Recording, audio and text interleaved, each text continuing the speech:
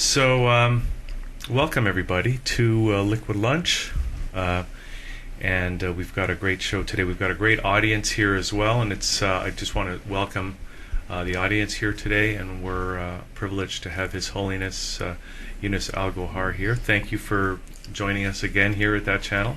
Thank you for inviting me.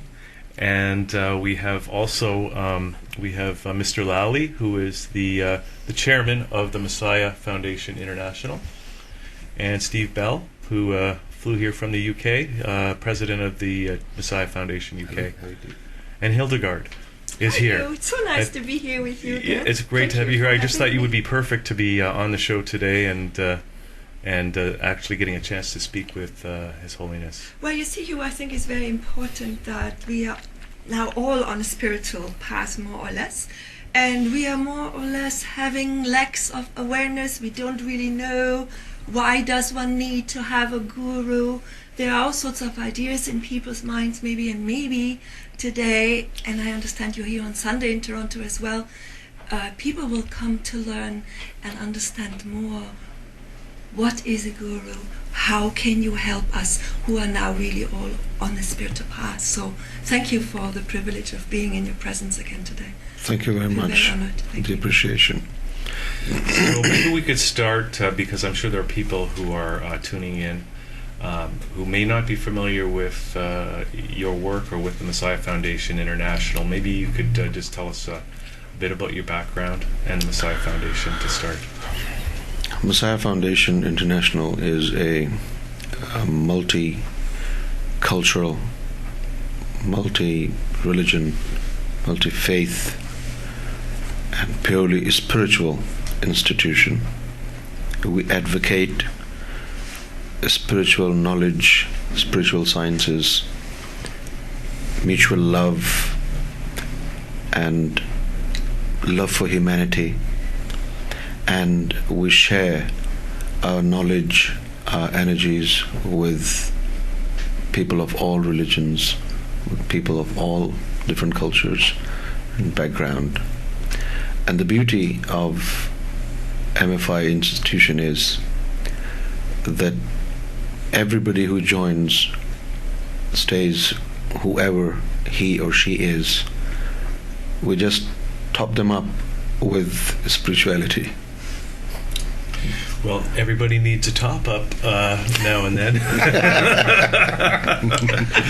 Yeah, if you look at my face, you'll know. I needed a top-up last week. Well, here you are this week now. It's a week late, but you just might get a top-up. No, I think the top-up comes at the right time.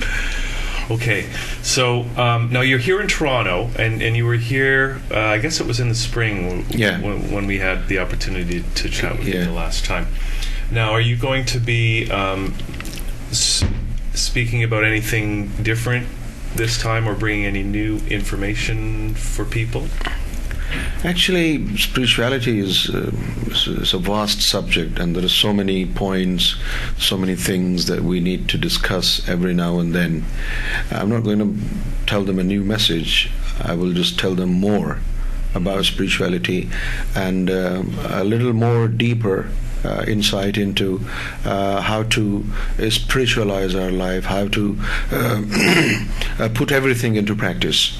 Mm-hmm. Okay. And how to reap the benefits of a spiritual knowledge and a spiritual path. Well, listen, I'd just like to maybe we can just kind of Hiki, I wonder if you could just turn the room volume down just a bit. That will stop some of the booiness here. And we've got 5 of us sitting here at on camera here and on mic. And so, guys, I would just like to encourage all of us to just let's just participate in this conversation about spirituality, because it's it's a big topic, and it's an important topic, and it's a controversial topic. It is, because there are lots of different faiths, and it seems that there's lots of places on the earth where different faiths come into conflict, and a lot of people have died over the conflict of faith. And so let's get into it and find out what the solutions might be. Now you mentioned, or one of the things I guess you'll be talking about is the Sufi path, and I understand that the Sufi path, my understanding, which isn't a lot, but that it's traditionally comes from the Muslim faith, the Sufi path. But maybe you could elaborate on that a little bit. We exclusively do not represent Sufi path. However, we acknowledge the importance and existence of Sufi path, and we appreciate Sufi path being the right thing within a religion. However, what we advocate is pure form of spirituality, which has nothing to do with any religion. Mm-hmm. Now, would you say I'm a bit confused about the difference between a mystic and a Sufi, and oftentimes they're also thrown into the same basket as being the same. Maybe could you elaborate a little bit on that, and difference between spirituality and religion? Now, there are two questions. Two questions. One, let's start with the mystic. Yeah, number one. It's about the terminology that often translators use: mystic, or the divine seeker, or the spiritualist. Mystic is to do with the one who practice something hidden from common people. That's a mystic. Mm-hmm. Hidden knowledge. Occult, even. In the period. It doesn't necessarily have to be a cult, right? But something hidden. Okay. Right. And for some reason they think that it should not be openly discussed. And yet I've heard now all the mysticism is to be openly discussed. We have now arrived at a time in human evolution, maybe even cosmic evolution, that the mystics actually have to come forth and share their information more openly. How is this helpful to us? It is very helpful. Actually, we have to see the source of the knowledge. If the source of knowledge is divinity, then anything that comes from divinity will definitely benefit people, and people will come to no harm. So how does a mystic distinguish whether it is coming from divine source? I'm concerned about the use of this word mystic. People who translated from other languages into English language, they have used this word to describe a spiritual man. However, it's not what it reflects. The meaning, the shadows of the meaning of the word are totally different from what a spiritual man is. What is a spiritual man, woman? Oh yes. A spiritual man is like me and Brother Steve and you, Raleigh, and a spiritual woman is like yourself. Those who take care of the needs of the spirit. You see, we're a compound creature. We have a body and we have a soul. Some people, a majority of people, just take care of their body, beautification of their faces, beautification of their skin and body. But some people go even further, and they want to beautify their souls. They are concerned about the spiritual communication with angels, spiritual communication with God. Mm-hmm. So those who take care of their souls and their business and the spiritual nourishment of the souls, they are a spiritual man and they're a spiritual women. And would you please elaborate a little bit of the importance of that, and how that ultimately, I'm assuming, it will benefit others. But not everybody knows the human body is a vibrational field, let's say, is an energy, is a spirit. Could you explain that a little bit more for our viewers, so that they understand the importance of spirituality to their day-to-day life? Spirituality is very important in a sense that the time of period that we spend in this world is very little. Originally, our existence was confined to our soul, and then we were sent into this world and a body was given to us, and that soul is now living in that body. But this body will not be here forever. One day we will stop living a physical life, but our spiritual existence will continue forever. Therefore, we will pay more attention on issues of the spiritual dimensions of our life. This is so important, because this physical representation of life is for a short period of time. So is it just to be spiritual to assure that I have a better life once I drop this garment? Or if I'm a spiritual man and a spiritual woman and I understand the bigger cosmic picture, will I behave differently? You will behave differently. Making a different contribution, hopefully, to humanity. Yeah. While you stay in this world and while your soul is inside your body and you are aware of the spiritual needs and necessities of your soul, and you obtain the awareness, this life also will become beautiful, and you'll have access to many hidden truths and benefits that you may not be aware of when you're not a spiritual man or woman. So that's an interesting I mean, that points to one reason for being spiritual. One reason for developing your spirituality is to live a better life, for example, right? Now, there are other people that say that, you know, our soul may depend on how we develop our spiritual life. Our eternal soul, our afterlife, might depend on how we live this life. True. Right? You know, is there a danger that if we don't develop our spiritual selves, or if we don't follow the right spiritual path, that our soul, our mortal soul, might be in some kind of danger? I'm not going to call it any potential danger, but it will be like a sense of deprivation. If you do not develop spiritual insight into this world, and you do not spiritualize your life, and you do not awaken and revive your souls, then there are a lot of benefits that you will be depriving yourself of. There's no potential danger, but there's a sense of deprivation. You will be depriving yourself. Well, I think people too, they go through life often, like Hildegard and myself and everyone, right?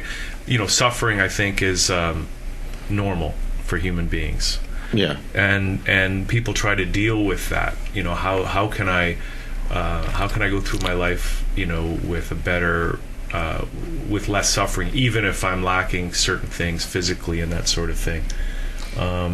Could you talk maybe a little bit about how the spiritual path helps people just to be happier and suffer less on a day-to-day basis? For example, Hildegard had a wonderful experience, near-death experience, and if she was fully aware of this spiritual path, and she had sufficient knowledge of spirituality, she would have known where her soul traveled to, and where she was, and what did she see there.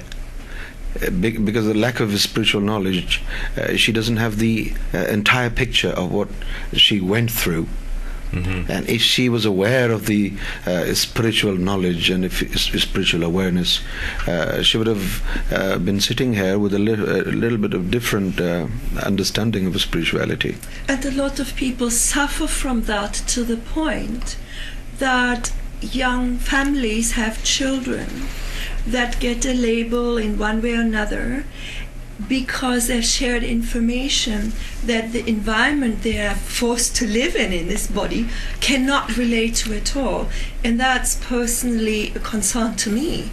How can the Messiah Foundation help these people educate themselves? Like I had to learn through my own challenge, obviously, as well, and learned to listen to these young people in my life, immediate family.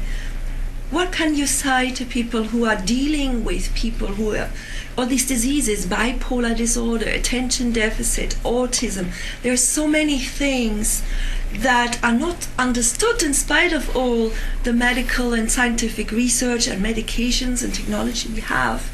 And I wonder what you have to present to people who are challenged in these situations. Messiah Foundation International is raising the awareness of this spiritual knowledge. At the same time, we have the application of this spiritual knowledge. People can apply this knowledge onto their life, and they can spiritualize. I would like to mention here the importance of spirituality in common man's life. We have 5 senses, and those 5 senses come from 5 different spirits that reside in our bosom. If those 5 souls inside our bosom are revived and enlightened, then there will be a protective system inside them, and the source of which will be divine light and the divinity itself, that we will be protected against all odds in this life, and the potential diseases that we might catch, like concurrently Ebola is taking its toll, and a lot of people are dying.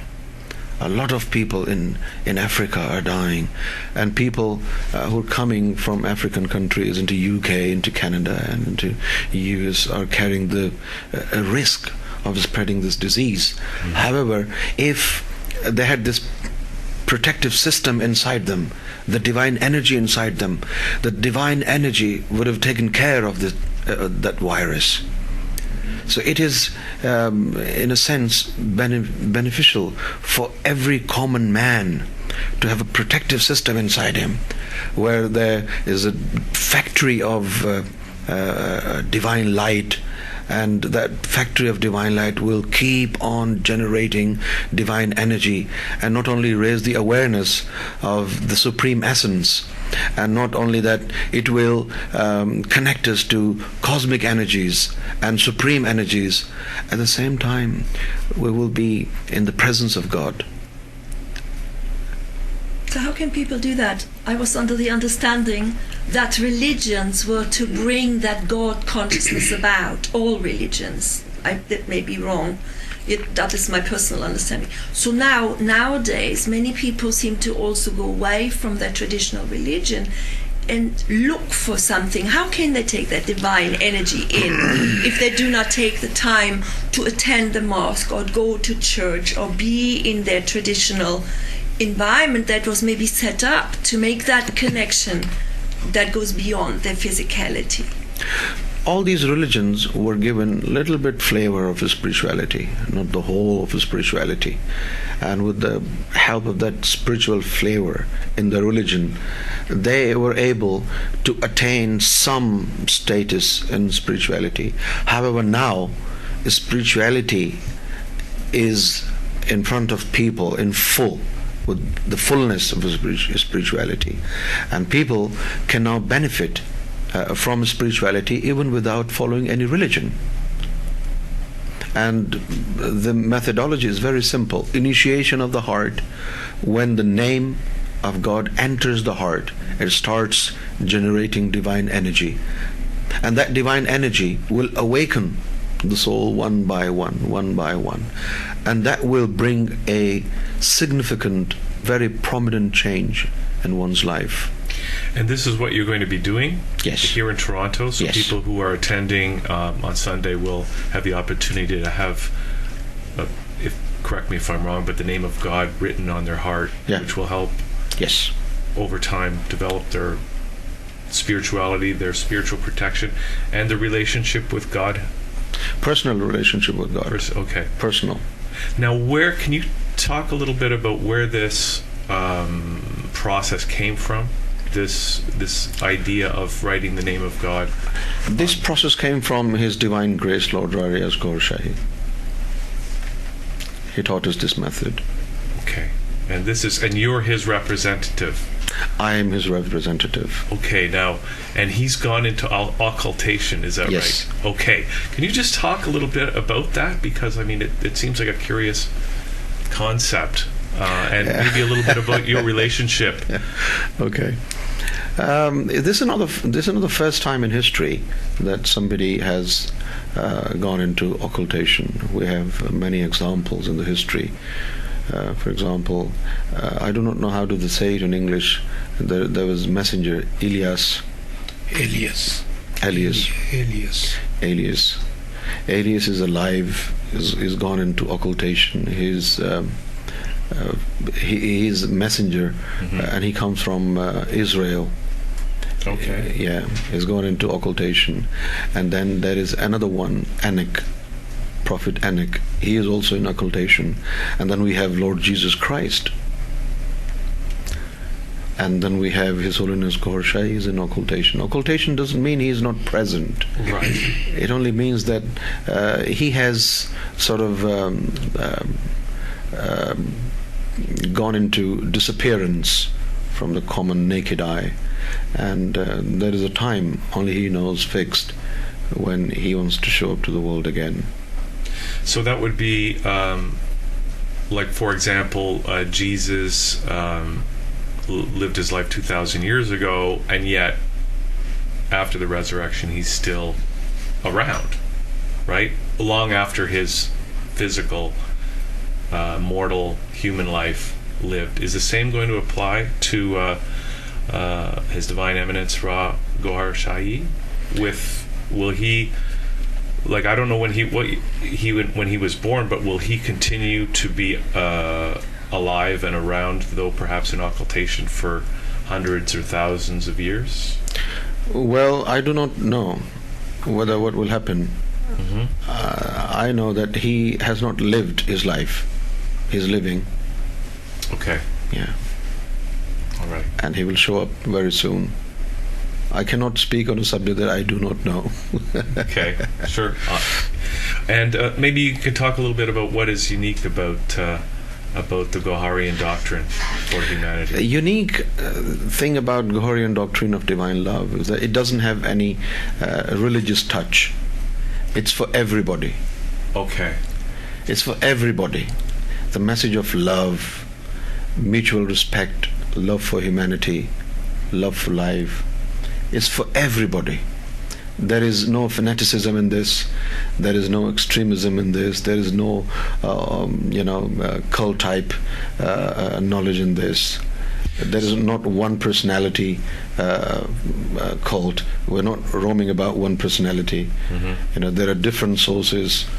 We ask people to receive their energies from whatever source they are in love with. For example, Jesus. So people could continue to practice their own religion. True. And yet benefit from this universal. Yeah, that's true. Like I earlier said, we just top them up with a little bit of spirituality, some spices. All right. Now, Steve and Mr. Lally, I don't know, do you want to bring up any topics that we can together discuss with His Holiness? Well, it's unfortunate when Harigod hit the nail on the head, saying, what's the difference between religion and spirituality? And I think that is the problem, because there shouldn't be any difference between religion and spirituality. And you were talking about happiness, and I think these two things go together, because our belief that happiness is contentment. If you're not happy, you're not content. Not your body, because your body is in so much luxury, but your soul is not content.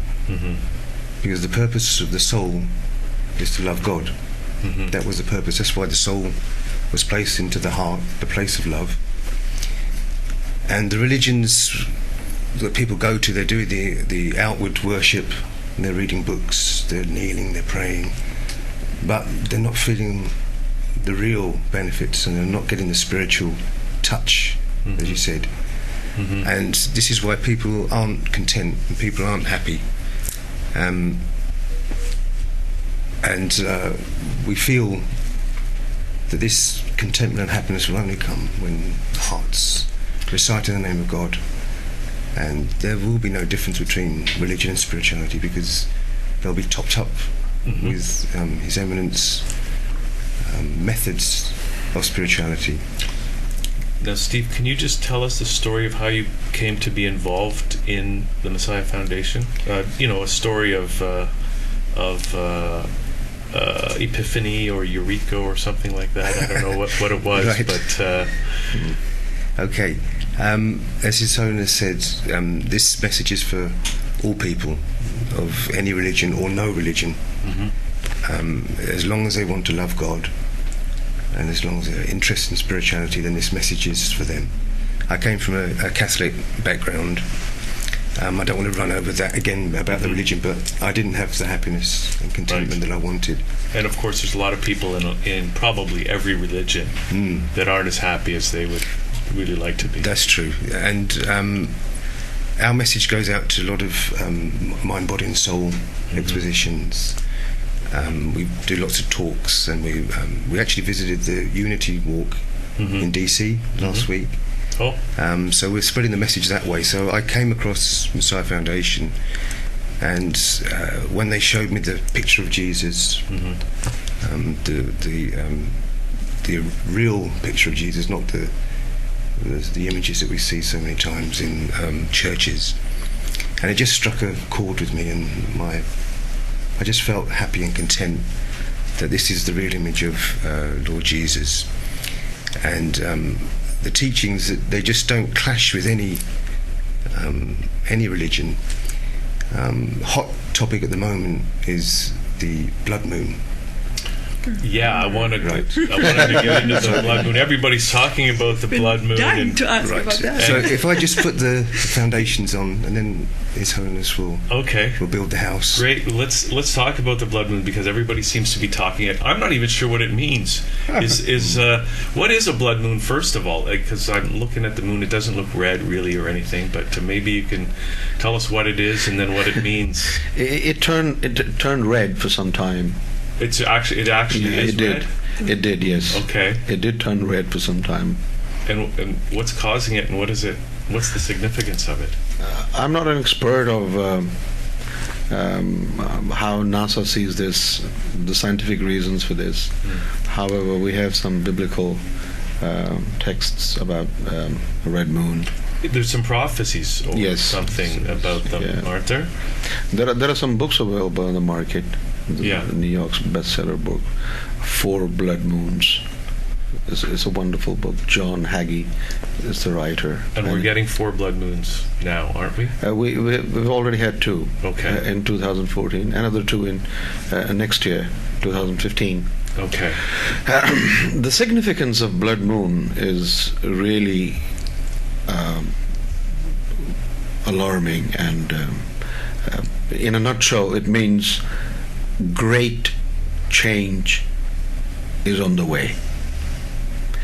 And some experts on biblical text are also saying that it will bring a good news for Israel and Jewish community, and it's wonderful.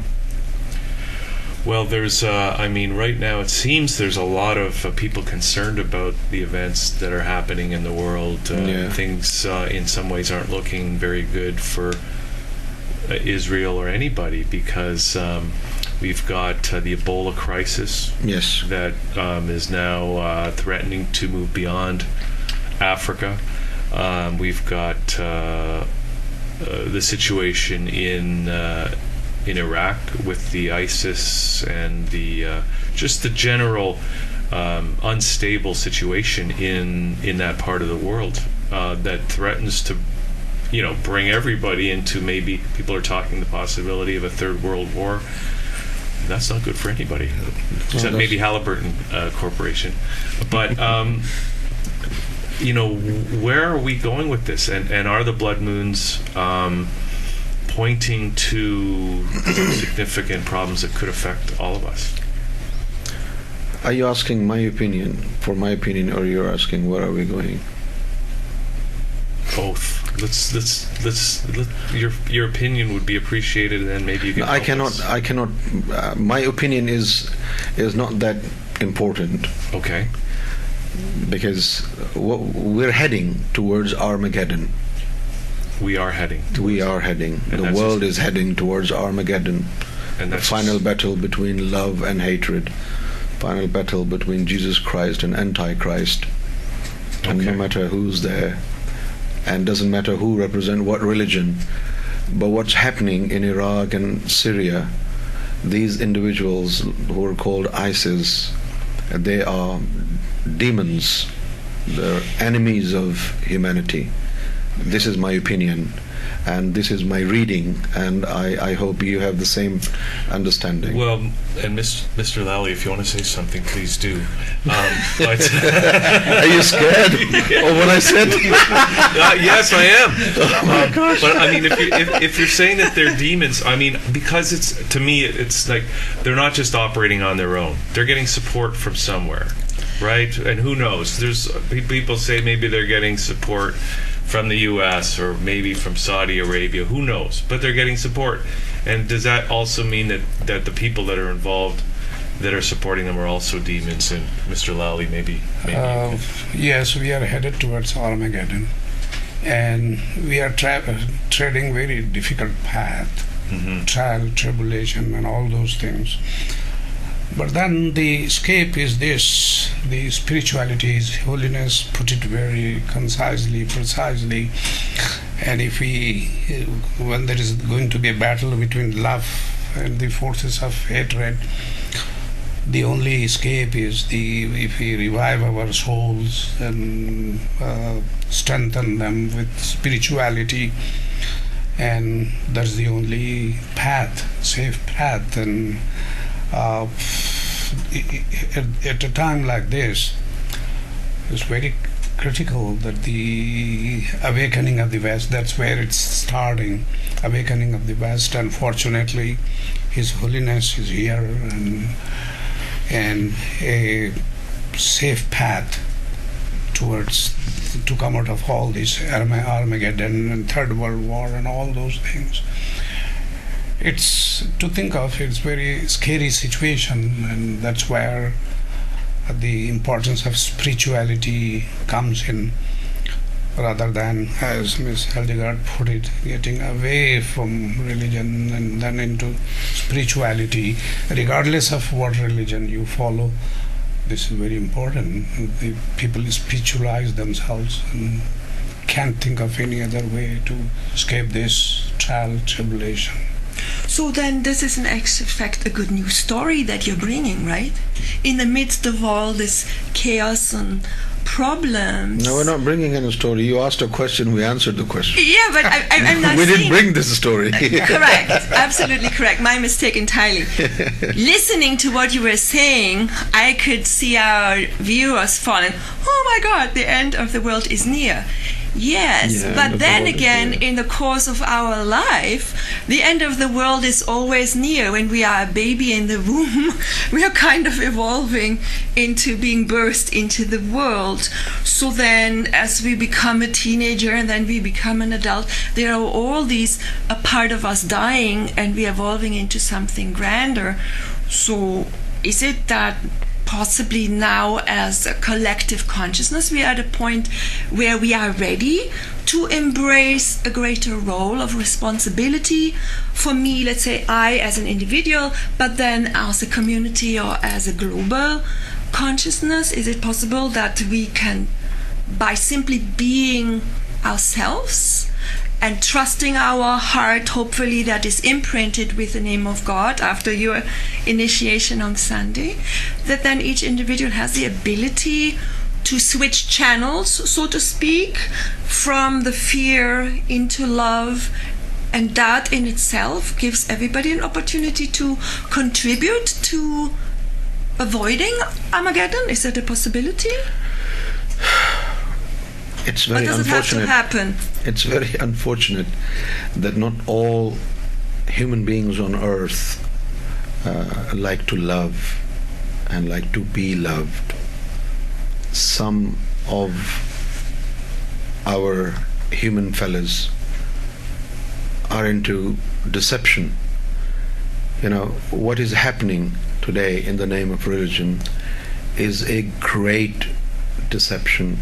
Wrong interpretation of the religion is being sold out to these people. 14, 13, 15 years of age of girls from all over the world, Australia, UK, Canada, America, are going to Iraq and Syria, and they're becoming their recruits. and they've been told that they're into this divine battle and they will enter heaven and this and that. This is all of this is happening under a great deception. How we contribute to protect ourselves is to raise awareness of spirituality, raise awareness of mutual respect and respect for humanity.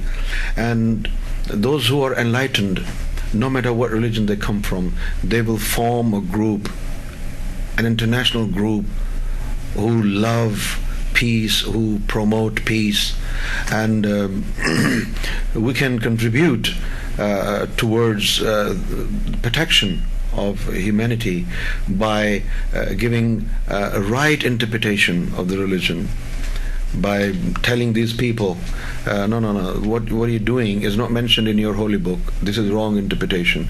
This is what I'm doing. I'm telling people, don't think Quran will allow you to kill another man in the name of God. This is wrong. And like Hugh Raleigh said, there are some people, those who are supporting these people, are they demon as well?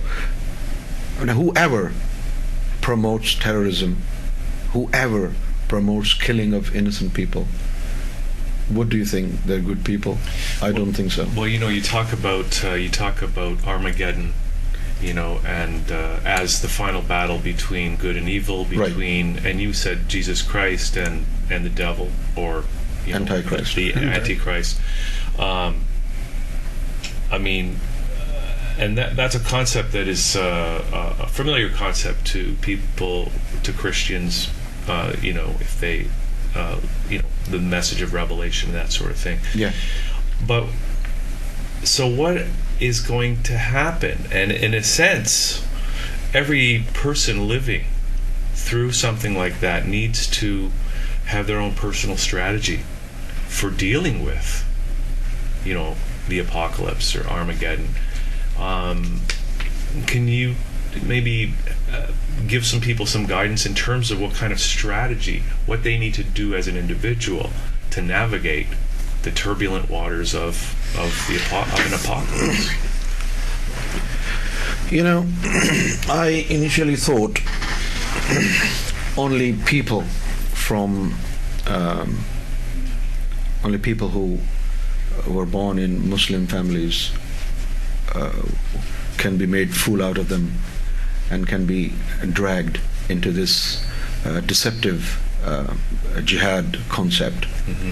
However, I was really utterly shocked when white people, Christians, Catholics, and others from countries like Australia, UK, have been sold to this idea. Mm-hmm. And there are so many white people converting into their sort of religion, and they're killing and beheading people. You mean into the radical militant radicalization, jihadist Muslim religion? Okay. Yeah, that's true. So what we can do, this is all based on wrong interpretation and deceptive interpretation. If everybody starts the endeavor to know the truth and to come to a point in spirituality where they can see things clearly, I don't think they will go towards this, and they can at least save themselves and save their families and save their communities. Now, may I ask a question? We talked about who here in the physical supports such groups. Question, in the invisible, we talked about everything being spirit, energy. What goes on behind the obvious? Am I, and I'm just example, having a not so loving thought about you for whatever reason, will I open myself to energies that I may be utterly unaware of because I lack the education about the spiritual aspects of what it means to be a human being in a physical shell?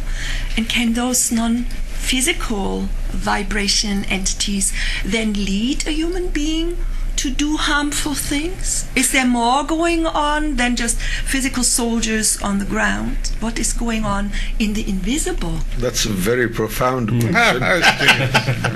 Well, we have a very profound gentleman here to ask the question, so I thought I'll try it. There goes a lot behind the scenes in the spiritual realms. And whoever is not spiritually protected, in a sense that they do not have divine energy in them, they are open, they are like soft targets for negative forces.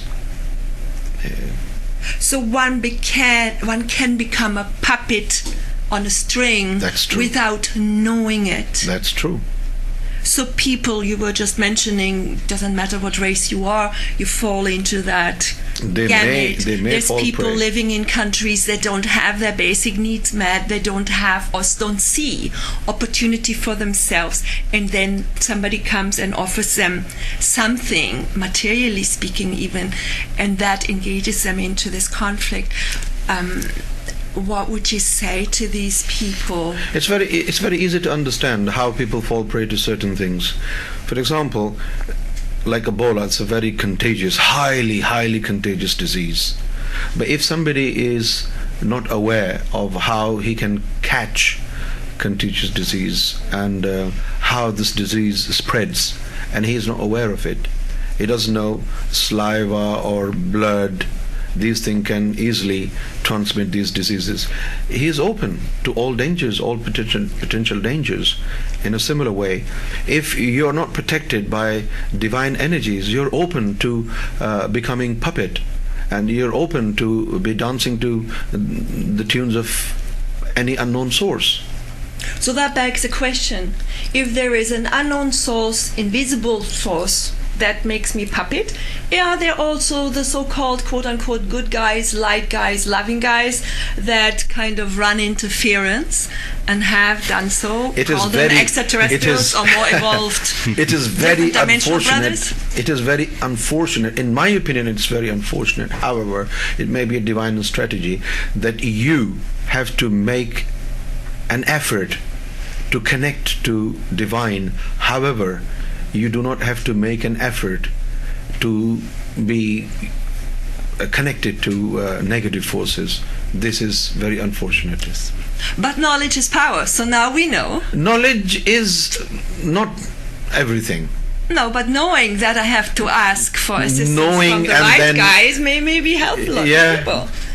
Thank you. Knowing is a lot, but sometimes you can only know things that you see with your eyes, and sometimes you cannot see things with your eyes, but they carry the same potential danger. Which comes back now, question, if I may, one more question here. Somebody obtains information. This is apparently the age of mediumship, and we have so many channelers and so many gurus. How does the individual discern what is the mechanism of me now taking this information that I'm getting or not? There may be people watching us right now thinking, is this guy for real? I mean, here he talks about spirituality, and I cannot take care of my health, and I don't know how to pay my rent and how to take care of my children tomorrow. I mean, this is unfortunately all over North America the same problem as it is in Africa and different parts of Asia maybe as well. I think there are so many different types of energies. One has to go for the authentic energy, and the authentic energy is from God. One must bring God's name and God's energy inside the heart. Now, that gets me to ask the question, because some people say, I think it says in the Bible, many will come and claim to be false Messiah. And so let's talk a little bit about how one knows that the messages that they're getting, because if there are negative energies around that are coming and animating people, how does one discern that they're getting the true message from the true God? It's very simple.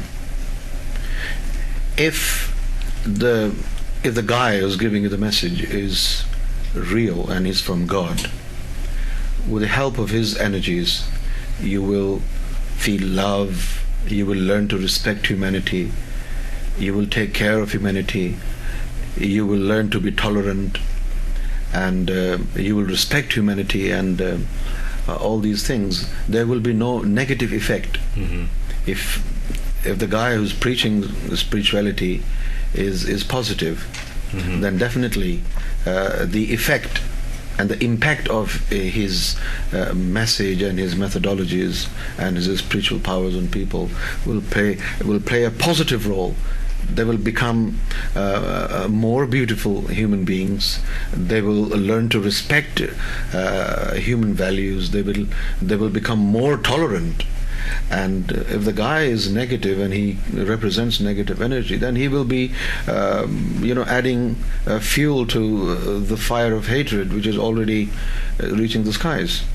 Now, some people say that there's going to be an antichrist who comes, right, as an individual person, who many will be fooled to believe is actually Christ.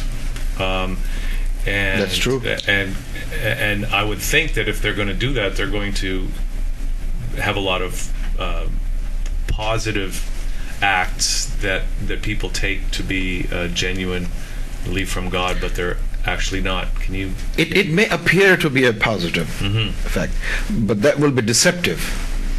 It is a sad thing to know that a lot of people will be fooled by that Antichrist who will be taken as the Messiah, and a lot of people will fall prey to his tricks, and he will perform so many miracle-like things that people will be amazed, and they will say, "Oh my gosh, this is the one that we've been waiting for centuries."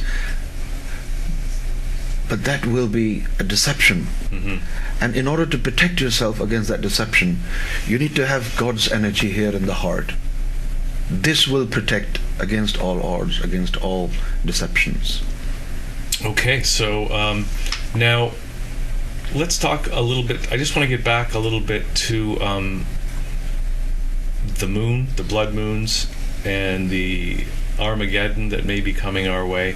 But also, because you mentioned Jesus Christ, and also, and of course, we're talking about His Divine Eminence, Ra Gohar Shahi.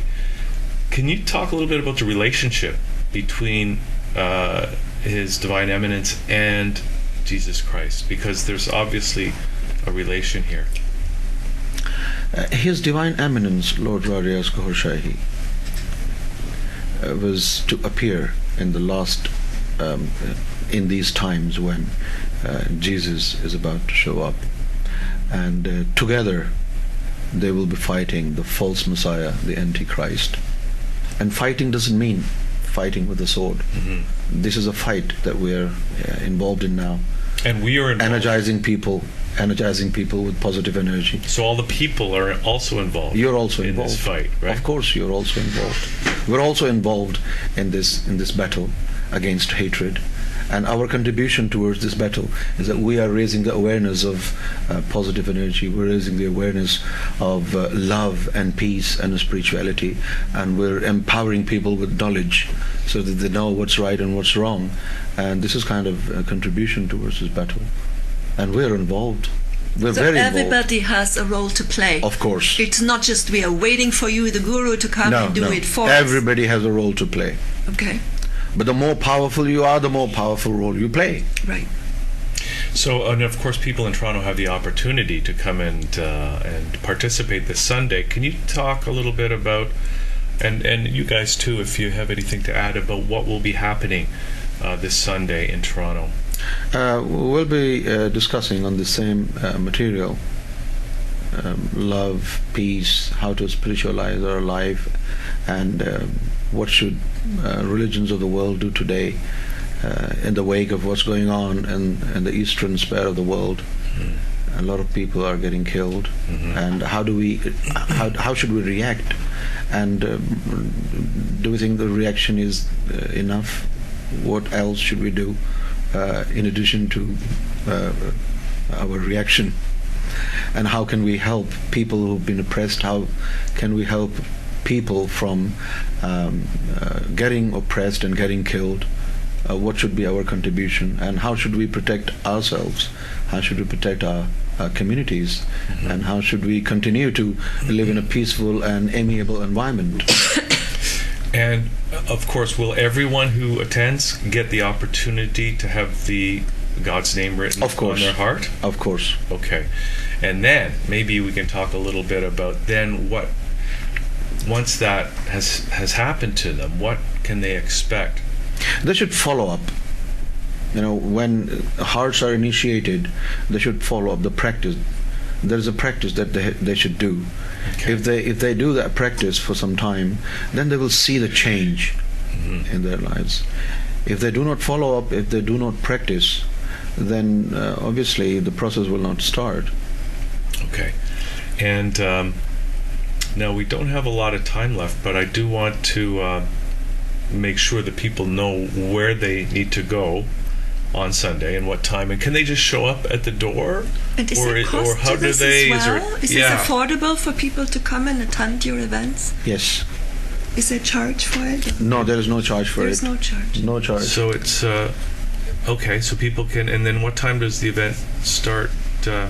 Iklak, maybe if you know, maybe you could let us. 2 o'clock. Just 2 o'clock, and it's on Cecil Street, right at the Steelworkers Hall on Cecil Street downtown. So 2 o'clock, and now we talk about the relationship between Younus AlGohar Shahi and Jesus Christ, and there are some signs beside the blood moons. There is, can you talk a little bit about the image of His Divine Eminence on the moon and how that relates maybe to the blood moons? The image of His Holiness AlGohar Shahi on the moon is a live image. The image speaks and heals people and initiate hearts. And what we'll do is when we put this up on YouTube, we'll actually put that image right now so people can see it as you're talking about it. So okay. When people, for example, like now, there are a lot of people in those areas who are fighting for their survival in Syria and Iraq and other countries. If they look at the image of His Holiness AlGohar Shahi on the moon and ask the image to help them, the image will help them. One doesn't have to be from any specific religion. This image is to help all humanity without any reservations or prejudice. So helping them, would that be that coincidentally something happens in their situation that gets them out of harm's way, or they make hitch a ride somewhere, or somebody comes with food and shelter and shares it? Of Will course, coincidences, anything like that is can like happen. coincidence really the invisible world reaching down to us? Anything can happen with the help of this image. People have to do it to believe it. So believing and recognizing is the key, is what I hear you say. Of course, when you ask for help, you will ask for help in need because you believe you will be helped.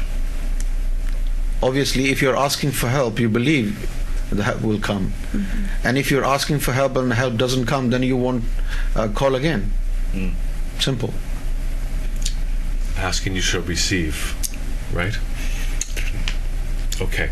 So now, so we're talking about the Armageddon, and we're talking about the relationship between Younus AlGohar Shahi and Jesus Christ, who are working together to fight the forces of Antichrist. And Armageddon can be a scary thing for people. What's going to happen? And yet you're saying we are definitely going to go through that. That's something from God. I guess that's true, because who can really tell what's going to happen? We can't do anything about it. Yeah. So what does the world look like, or what happens after that? Armageddon is like prosecute criminals. Armageddon is very similar to bringing justice. Okay. That's it. So it's justice. And after all these hateful souls are taken care of by Lord Jesus, then utter, complete, thorough peace will be established, and there will be no hatred, and there will be no fighting, no killing. All people will live in complete harmony and love and peace. See, that's what we really want anyways. Yes, so Armageddon Right, guys? may not necessarily hit everybody everywhere. No. Armageddon, correct me if I'm wrong, seems to be the purification of certain energies that have Exactly. had a gridlock or held a stranglehold on Exactly. certain situations, societies, I don't know, institutions, that type of thing, What you to said is bring right. things in harmony with universal law. It's a process of cleansing. Okay. It's like, justice, right? Justice. Yeah. Justice must be done to be seen. Mm-hmm. Well, That's how because it some is. people even say the earth is going through what it's going through because we robbed it of its resources, we've been utterly disrespectful, and now the earth is going through its natural cleansing cycle. And yes, depending on if you're sitting on a fault line somewhere or you're close to an ocean, some souls get swept away and caught up in it. Is that something that is going to continue then as well when we're looking at the geology of our home planet? That part of Armageddon is more after environmental peace is issues. after peace is utterly restored, and everybody begins to love everybody else, and Jesus has established the kingdom of God inside the heart and outside in this world. I don't know what they're going to do thereafter. We'll have to wait and see. So do you think we'll experience that peaceful, tranquil time in our lifetime still, or is this still a couple of 100 years away? No, it's not a couple of 100 years ago. It's not far. Not couple of 100 years ago. So many of us in this room may live to experience that. Maybe. Right? Maybe. I guess it's really up to God to... It's up to God. yeah. We can just say things that we potentially can understand. Obviously, this is 7 o'clock. After 1 hour, it will be dark. Mm-hmm. This is what we're doing. Okay, well, listen, we're just about finished the hour here, but I'm just wondering, guys, if there's anything that you'd like to bring up that we can just talk about while we're still... Well, it's quite heavy discussion for a lunchtime. So if we finish on the good note, because there is hope. There is hope, and thank as you were saying, you. on both sides there's something hidden and something shown working. Yes. Okay, on the evil side, there's something obviously happening behind the scenes. A small band of rebels just can't. It can't happen. There must be something controlling it. Yes. And we're seeing both sides of that. But on the good side, and we're seeing the radicalisation of the youngsters who are growing up with the wrong interpretation of Islam. This is why they're getting into these situations. On the plus side, on the hidden side, is about the heart, awakening the heart, bringing God into your heart, and then you get the awareness that we all belong to God. We're God's creation. So how could you harm God's creation? Sure. How could you cut his head off with a knife? This is what it's about. So we wake up from this illusion of being separate from one another. You become united when you have God's love. Then you see everybody else is a child of God, as you are. And then you can't harm that person. It's impossible. So that's happening on the behind the scenes. But in front of the scenes, His Holiness is already in the UK talking to youngsters, starting them the antidote to the radicalisation. He's telling them how the proper Islam, the true Islam, the true meaning of Islam, which is peace. So that's happening on a physical side as well. So there's hope, and as we're talking about on the moon, there is the image. If people are really in need and they need healing, they need help, they need their heart, they can just look to the moon and ask Lord Warriors, and everything will come to them. Okay, that's great. That's a very convenient reminder too. You can just look up at the sky at night and get that. Yes, and that as reminder. we said before, it doesn't clash with any religion. It's said in Islam that the awaited one's image would be on the moon. It says in the Bible quite clearly. Luke, I think it's 21:25. It talks about the awaited one will come from the clouds, but not everybody's going to see a cloud. It means the moon. It means up in the sky, so everybody can see that image. So it doesn't clash with anybody's belief system. It's just a reality that maybe some people are thinking, no, I was quite happy when it was in a book, and it was something that might have happened, but it's going to happen, and it's on the moon physically. So people need to wake up and really and get the benefits from it. Okay, and Mr. Lally, anything you'd like to? This Armageddon is a cleansing process, and once the evil forces are eliminated, then we are looking forward to that golden age. Wow. Beautiful. Yes. Golden age. We are looking forward to that golden age, and the justice will be restored and the kingdom of God will be established as His Holiness put it, inside and outside. So that's what we are looking forward to. Okay. And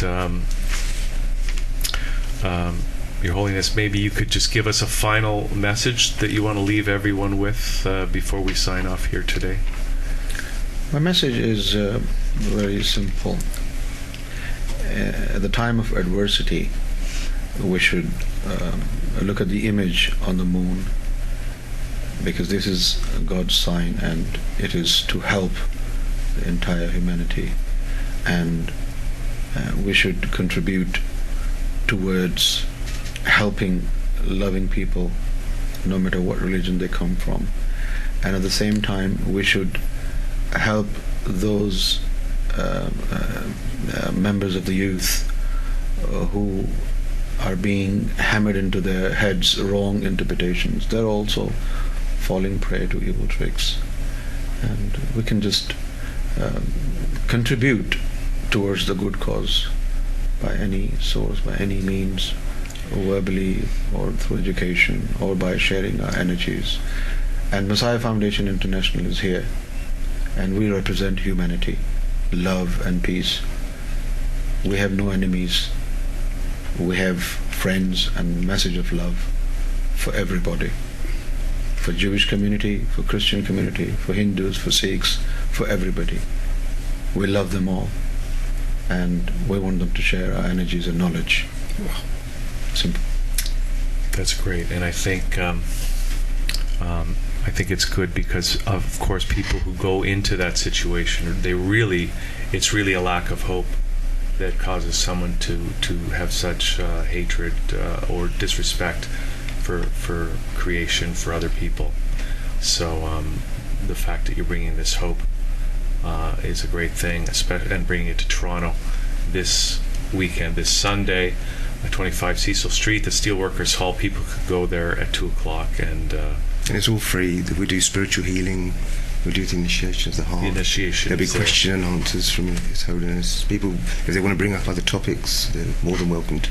And I think we will also be putting the website on the video, so people who are watching this on YouTube after the fact could go to that website and find out where you may be appearing next, and they can get more information about the Messiah Foundation and that. So thank you guys. It's great to have you back in Toronto. So thank you for coming to Toronto. Thank you for coming here to that channel today, and really appreciate seeing you guys all again. Thank you for inviting us.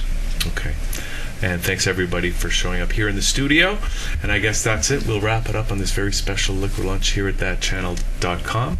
And we'll see you all next time right here on that channel.